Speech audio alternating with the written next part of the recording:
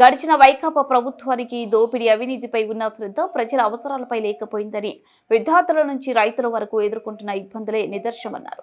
ప్రభుత్వ chief whip Vinukonda MLA జీవి ఆంజనేయులు నుజెండ్ల మండలంలో శనివారం పలు అభివృద్ధి పనులకు ఆయన శ్రీకారం చుట్టారు. నుజెండ్లలో కస్తూర్బా గాంధీ బాలికల విద్యాలయంలో అదనపు తరగతి గదులు వసతి గృహ నిర్మాణానికి శంకుస్థాపన చేశారు. 1.85 కోట్లతో ఈ భవనాన్ని నిర్మించనున్నారు. కమ్మవారిపాలెం ఎస్టీ కాలనీలో 15 లక్షలతో లేఅవుట్ పనులకు శంకుస్థాపన చేశారు. ఈ సందర్భంగా జీవి ఆంజనేయులు మాట్లాడుతూ మంత్రి నారా లోకేష్ ప్రత్యేక దృష్టి పెట్టి ఆడబిడ్డలు బాధపడకూడదని, బాగా చదువుకోవాలని, వసతులన్నీ నెంబర్ 1గా ఇవ్వాలని ప్రత్యేక దృష్టి సారించారన్నారు.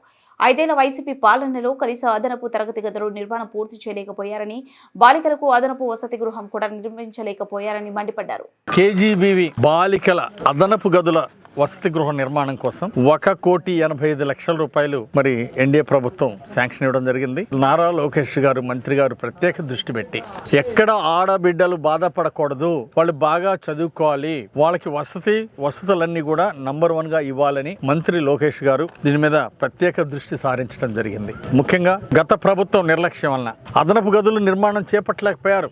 మొదలు పెట్టారు, ఆపేశారు. 5 ఏళ్లలో వైసీపీ పాలనలో గతంలో ఒక్క బిల్డింగ్ కూడా కంప్లీట్ చేయలేకపోయారు. కనీసం తరగతి గదులు అదనపు గదులు పూర్తి చేయలేకపోయారు. అలాగే బాలికలకి అదనపు వసతి గృహం నిర్మించలేకపోయారు. ఇది గత పాలకుల నిర్లక్ష్యం. వాళ్ళకి దోపిడీ మీద ఉన్న ఆసక్తి పిల్లల మీద, చదువుకునే పిల్లల మీద లేకపోవటమే దానికి కారణం. అందుకోసమే ఈరోజు కేజీబీవీ పాఠశాల నిర్మాణం, అదనపు గదుల నిర్మాణం తొందరగా పూర్తి చేస్తాం. అలాగే ఏ గదులు అయితే పెండింగ్ ఉన్నాయో వాటిని ఏఈ గారికి ఆదేశిస్తున్నా అర్జెంటుగా ఆ తరగతి గదులు కూడా, అదనపు తరగతి గదులు ఏవైతే అవసరం ఉందో వాటిని కూడా త్వరితగతిన పూర్తి చేయాలని చెప్పేసి నేను ఆదేశాలు ఇస్తున్నా. మహానాడు, కడపలో జరిగినటువంటి మహానాడు అద్భుతంగా జరిగింది. కానీ విని ఎరుగని రీతిలో భారీ స్పందన, కడపంతా పసుమైపోయింది. లక్షలాది మంది కార్యకర్తలు ఆ కార్యక్రమంలో పాల్గొని జయప్రదం చేశారు. సో ఒక మంచి కార్యక్రమాన్ని సక్సెస్ఫుల్గా నిర్వహించినటువంటి ఒక స్ఫూర్తి, కార్యకర్తల్లో ఒక ధైర్యాన్ని, స్ఫూర్తిని, విజన్ 2047 విజన్ కి బాటలు వేసినటువంటి చంద్రబాబు నాయుడు గారికి, అలాగే నారా లోకేష్ గారికి ప్రత్యేక ధన్యవాదాలు తెలియజేస్తున్నా.